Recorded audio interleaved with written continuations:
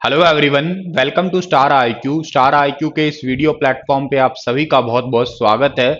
22 जुलाई 2021 के Haryana current affair इस video में हम लोग पढ़ने वाले हैं। प्यारे दोस्तों, अगर आपने स्टार आईक्यू चैनल को अभी तक सब्सक्राइब नहीं किया है तो कर लीजिएगा और अपने दोस्तों तक भी शेयर कीजिएगा इस चैनल को, इस वीडियो को।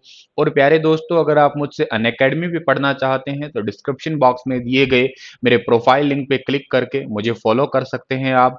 हर रोज रात के 9:30 बजे और रात को 11:30 बजे दो क्लास होती है अनअकैडमी पे। आप इन क्लासेस में ज्वाइन हो सकते हैं मुझसे। प्यारे बच्चों, मैं आप लोगों को कल एक सवाल देके गया था, उसका सही जवाब क्या होगा? किसानों द्वारा पराली जलाने की बजाय पराली की गांठ निष्पादन औद्योगिक इकाइयों में करने पर कितने रुपए प्रति एकड़ के हिसाब से प्रोत्साहन राशि दी जाएगी? तो इसका सही आंसर था 1,000 रुपए प्रति एकड़, यानी कि बी ऑप्शन इसका बिल्कुल ठीक था हमारा। आज का पहला क्वेश्चन क्या होगा हमारा कि हाल ही में हरियाणा के किस जिले में डिस्ट्रिक्ट पंचायत रिसोर्स सेंटर बनाया जाएगा? डिस्ट्रिक्ट पंचायत रिसोर्स सेंटर जो है वो हरियाणा के भिवानी डिस्ट्रिक्ट में बनाया जाएगा। बी ऑप्शन इसका बिल्कुल ठीक रहेगा। सर, इसका मतलब क्या है? ग्राम पंचायतों में विकास कार्य यानी कि डेवलपमेंट वर्क्स जो होते हैं उनका सही लेखा जोखा होने सहित बहुत सारे कामों पर लगाई गई राशि में पारदर्शिता स्पष्ट नजर आएगी इससे। मतलब मान लेते हैं कि आप गांव में हैं और गांव के सरपंच है, आपने कह दिया कि मैंने गांव की ये गली पक्की करवाई है और इसके लिए मैंने 5 लाख रुपए लगाए हैं। ठीक है। और के साथ में इस गली का ये रहा फोटो। ये सारी चीजें जो है panchayat district panchayat resource centre पे अवेलेबल होगा, ताकि कोई भी व्यक्ति जो है ना आसानी से पता लगा सके कि कौन सा जो है ना डेवलपमेंट काम हुआ है और कितने कितने रुपए लगे हैं टोटल। इसी के लिए सचिव और कोषाध्यक्ष के लिए ट्रेनिंग का भी आयोजन किया गया है। ठीक है ना, तो ये पॉइंट भी आप लोग यहाँ से याद करिएगा। भिवानी के अंदर कुछ कुछ ऐसा होने वाला है अब। और इसका लक्ष्य बस इतना ही है कि काम के लिए ग्रांट आई है, जो जिस काम के लिए आई है उसी में लगे और उसका लेखा जोखा ऑनलाइन पोर्टल पे हो। बस ये है ताकि कोई आम आदमी भी देखना चाहे तो उसको आसानी से देख सके, पैसा बर्बाद ना हो, इसीलिए बस ऐसा किया गया है। और ग्राम सभा में वैसे पारदर्शिता लाने के लिए ना प्रधानमंत्री नरेंद्र मोदी ने जो है इसके लिए ये डिस्ट्रिक्ट पंचायत रिसोर्स सेंटर बनाना पूरे भारत में ही जो है ना पिछले ही साल यानी कि 24 अप्रैल 2020 से ही शुरू कर दिए थे। इस दिन वैसे एक योजना और भी शुरू की गई थी, उस योजना का नाम है स्वामित्व योजना। लाल डोरा मुक्त करके हरियाणा राज्य को उसमें एक्चुअली वो है मॉडल राज्य के रूप में रखा गया है। ठीक है ना। और ई ई ग्राम स्वराज ऐप भी है, पोर्टल भी है।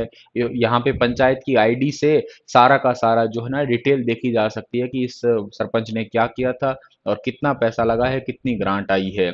ये पॉइंट आपको यहाँ से याद करने हैं प्यारे बच्चों। अब आपने जिक्र भिवानी का किया था। देखिएगा, भिवानी की अगर आप बात करते हैं तो भिवानी की स्थापना सबसे पहले आप मुझसे पूछेंगे कि भिवानी जो है इसकी स्थापना कब हुई थी? 22 दिसंबर 1972 को एक नया जिला बना था ये। और जो बात करते हो भिवानी है कहाँ पे? भिवानी देखो हरियाणा के तो मध्य पश्चिमी भाग में है। इसके पूर्व में रोहतक पड़ता है, झज्जर पूर्व में रोहतक के साथ साथ थोड़ा झज्जर भी है। उत्तर में हिसार है, दक्षिण में महेंद्रगढ़ है और पश्चिम में तो राजस्थान आता ही आता है। और भिवानी के उपमंडलों में भिवानी का नाम आता है, सिवानी का नाम आता है, तोसाम का नाम आता है, लोहारू का नाम आता है। ठीक है, तो ये पॉइंट भी आप लोग यहाँ से याद कर सकते हैं। और भिवानी के अगर पर्यटक स्थलों की बात करो तो एक देवसर धाम बहुत प्रसिद्ध है यहाँ पे। एक जोगी वाला मंदिर भी बहुत प्रसिद्ध है यहाँ का। ठीक है ना। एक खाकी बाबा का मंदिर है यहाँ का, बहुत प्रसिद्ध है। इसे हरियाणा की मिनी क्यूबा भी कहा करते हैं, बॉक्सिंग का पावर हाउस के नाम से भी जाना करते हैं। ये सारी बातें आप लोगों को यहाँ से याद रहनी चाहिए। हरियाणा राज्य एथलीट्स चैंपियनशिप में किस जिले के खिलाड़ियों ने कुल 14 पदक जीते हैं? हरियाणा राज्य एथलीट्स चैंपियनशिप में जो है ना वो हिसार जिले के खिलाड़ियों ने जो है ना कुल 14 मेडल जो है वो अभी रिसेंटली जीते हैं, यानी कि ए ऑप्शन इसका हमारा वो बिल्कुल ठीक रहेगा। इन 14 के अंदर जो है 4 तो है गोल्ड है, 4 ही इसके अंदर सिल्वर है और 6 इनके अंदर जो है वो कांस्य है। तो ये बात भी आप याद रखना, कुल 14 पदक जीतकर हिसार जिला जो है वो नंबर 1 पे है। एथलीट्स हरियाणा के महासचिव है, उनका नाम है राम कुमार मिटान। ये पॉइंट भी आप लोग याद रख सकते हैं, मतलब अकेला आपको ये लाइन याद रखनी है। एथलीट्स हरियाणा के महासचिव का नाम क्या है? राजकुमार मिटान। और एथलीट्स चैंपियनशिप में जो है कौन से जिले ने 14 मेडल जीते हैं, या सबसे ज्यादा जीते हैं, या नंबर 1 पे रहा है, तो आपको जिला याद रखना है, वो हिसार याद रखना है, ठीक है ना। इसमें और बहुत सारी प्रतियोगिता रही है, ये आप लोगों के लिए खैर इतनी नेसेसरी भी नहीं है कि आप लोग इन्हें भी याद करें, ठीक है। बस इतनी बात याद रखनी है कि लड़कों की 1500 मीटर दौड़ में विकास हिसार ने जो है ना वो पहला स्थान प्राप्त किया है। बस इतनी बात आपके लिए काफी है यहाँ पे। चलिए जी, अगला सवाल आपका क्या होने वाला है? अच्छा, यहाँ पे आपने हिसार डिस्ट्रिक्ट का बात किया ना, तो हिसार के लिए आप सबसे फेमस 3 यूनिवर्सिटियों को जानते हैं। एक आप जानते हैं एचएयू को, यानी कि हरियाणा एग्रीकल्चर यूनिवर्सिटी को। एक आप लोग जानते हैं लाला लाजपत राय वेटनरी यूनिवर्सिटी को, लुआस जिसको आप लोग बोला करते हैं, ठीक है ना, लुआस। और एक आप लोग जानते हैं जीजेयू को, गुलाब जामुन, ओ sorry, Guru Jambheshwar university of science and technology. मैं प्यार से कहता हूँ तो वही है, गुरु Jambheshwar university of science and technology. इसकी रिसेंटली पिछले साल ही में जो है ना 25 साल पूरे हुए हैं। सिल्वर जुबली या सिल्वर जयंती इन्होंने मनाई है। 20 अक्टूबर 1995 को इस यूनिवर्सिटी की स्थापना हुई है। और एक बात और इंपॉर्टेंट है, प्रोफेसर टंकेश्वर कुमार जो है ना वो जीजेयू के वीसी हैं, लुआस के वीसी गुरुदयाल है, और एचएयू के वीसी का नाम भी आपको याद रख लेना है, डॉक्टर बी आर कंबोज है। इतनी बातें आपको हिसार से पता होनी चाहिए।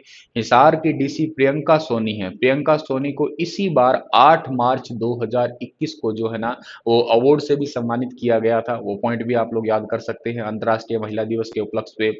हिसार के अंदर जिंदल स्टील उद्योग भी है, रविंद्रा पाइप उद्योग भी है, और मैग्नेट सिटी भी कह सकते हो हिसार को आप, स्टील सिटी भी तो कहते ही हो। राखी गढ़ी वर्तमान में हड़प्पा सभ्यता या सिंधु घाटी सभ्यता का सबसे बड़ा स्थल राखी गढ़ी माना जा रहा है, तो ये पॉइंट भी आप लोग याद कर सकते हैं। हरियाणा के किस जिले के सागर जागलान अमेरिकी पहलवान को हराकर विश्व चैंपियन बने हैं? अच्छा क्वेश्चन है, इंपॉर्टेंट है, जो आपको याद रखना होगा। अच्छा, सागर जागलान जो है ना वो हरियाणा के पानीपत डिस्ट्रिक्ट के हैं, याद रखना, यानी कि डी ऑप्शन इसका हमारा वो बिल्कुल ठीक रहेगा। पानीपत के हैं सागर जागलान, और 80 किलोग्राम भार वर्ग में जो है ना अमेरिका के पहलवान जेम्स माकलर को जो है ना इन्होंने 4-0 से हराया है। सागर वैसे मूल रूप से जो है ना पानीपत का एक गांव है जिसका नाम है नोलथा।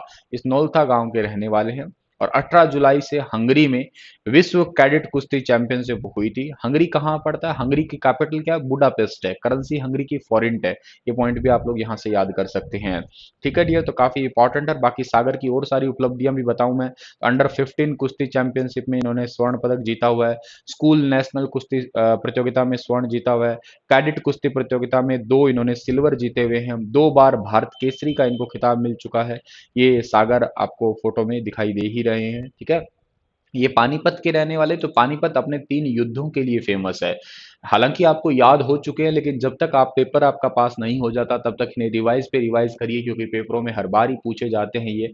1526 का था पानीपत का युद्ध, दूसरा 1556 का आपका पानीपत का युद्ध, और तीसरा 1761 का पानीपत का युद्ध है, जहां पे आपके बाबर जीत गए थे, जहां पे आपके अकबर जीत गए थे, यहाँ पे अहमद शाह अब्दाली जीत गए थे। पानीपत गुलाब की पैदावार के लिए भी जाना जाता है। पानीपत अपने रिफाइनरी के लिए भी जाना जाता है। पानीपत अभी 2020 से जो है ना मेडिकल हब के रूप में भी जाने जाने लगा है, क्योंकि पहले हम चाइना से सामान मंगवाते थे, लेकिन धीरे धीरे चाइनीज प्रोडक्ट को बंद करके मेड इन इंडिया या मेक इन इंडिया प्रोजेक्ट पे काम कर रहे हैं। तो बहुत बड़ा फार्मा हब हरियाणा के पानीपत और करनाल में खोला जा रहा है, तो वो पॉइंट भी आप याद कर सकते हैं। पानीपत को आप बुनकरों का शहर तो कहते ही हैं, सिटी ऑफ व्यूअर्स के नाम से जानते ही हैं। तो ये सारी बातें आप लोगों को यहाँ से पानीपत से जरूर याद रहनी चाहिए। हाल ही में हरियाणा राज्य में कितनी फसलों पर मूल्य श्रृंखला अध्ययन पूरा किया गया है? Recently the value chain study on how many crops has been completed in the state of Haryana. Value crops, तो ये टोटल है 6 फसलें, यानी कि सी ऑप्शन सही है। 6 फसलें हैं कौन कौन सी? एक तो किन्नू है, टमाटर है, आलू है, स्ट्रॉबेरी है, और शिमला मिर्च और अदरक है। इनके ऊपर जो है ना देखिएगा क्या होता है कि क्लस्टर आधारित दृष्टिकोण के माध्यम से किसान उत्पादक संगठनों के सहयोग से बागवानी विकास में बड़ी प्रगति की है। और बागवानी फसलों का क्लस्टर ही तैयार करने के लिए इनका जो है ना अभी रिसेंटली स्टडी किया है। अभी ये फसलें एक्चुअली कहाँ कहाँ पे होती है ज्यादा, किस जगह पे जो है ना आपकी ज्यादा उगाई जा सकती है, कौन सी मिट्टी में मान लेते हैं टमाटर ज्यादा होता है, स्ट्रॉबेरी ज्यादा होती है, ताकि इनकी अंतरराष्ट्रीय थोड़ी सी पहचान मिल सके। तो ये बहुत इंपॉर्टेंट है, इसी करके कि इसका मूल्य श्रृंखला अध्ययन जो है ना अभी रिसेंटली जो है किया गया है हरियाणा के अंदर 6 फसलों का।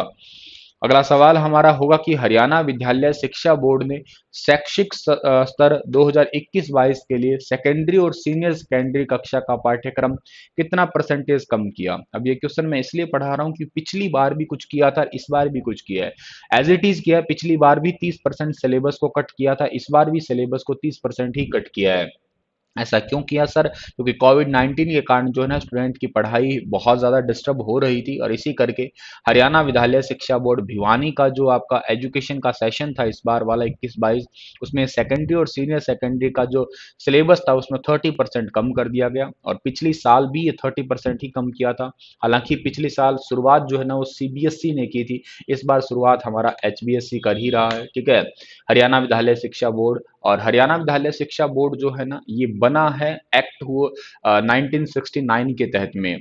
और जगबीर जो है ना इसके अध्यक्ष है वर्तमान में, याद रखिएगा आप लोग, डॉक्टर जगबीर।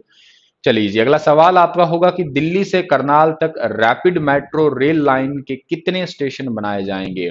ये भी एक इंपॉर्टेंट सवाल है। पहला तो यही है कि दिल्ली से करनाल तक रैपिड मेट्रो लाइन भी आ रही है और इसके बीच में जो है टोटल 17 रेल स्टेशन जो है या बनाए जाएंगे, 17 रेल लाइन के स्टेशन बनाए जाएंगे।